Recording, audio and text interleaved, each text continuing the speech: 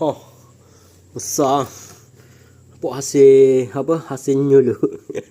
Biar orang lain nyuluh pun. Oh, tengok tu besar telapak tangan guys. Oh, nampak sedap Maggi ni. Tapi tadi kita guna daging lain buat Maggi. Nak guna daging dia ni. Oh, nampak tu. Oh, dia bokok. Besar. 500 gram. Oh.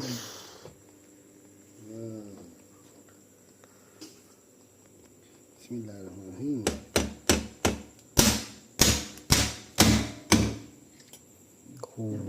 Lemuk dia tu sedap tu. Kalau kita pergi test tak kita kena mati.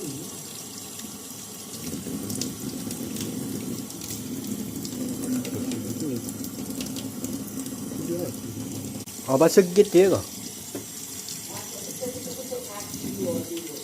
Bagi lembut.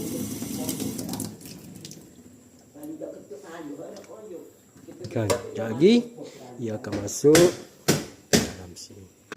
Nampak panah dulu, lepas tu baru masuk yang ni.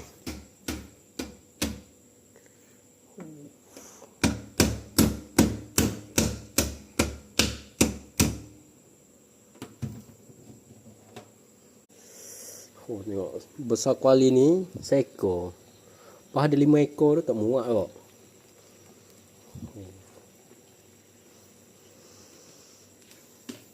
Tadi kita boboh warna hitam. Sekarang ni jadi merah.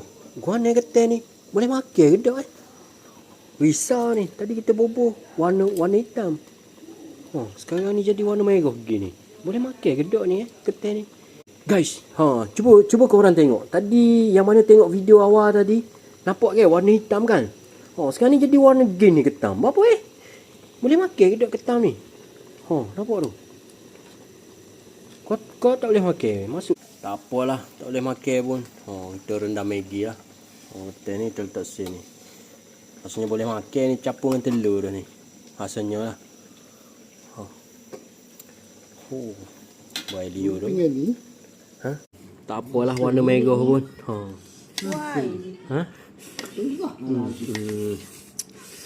Jom cepat makan. Bismillahirrahmanirrahim.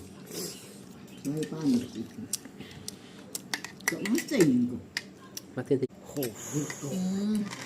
Buat tambah air sikit pun sedap makan. Masin tak sedap nak makan.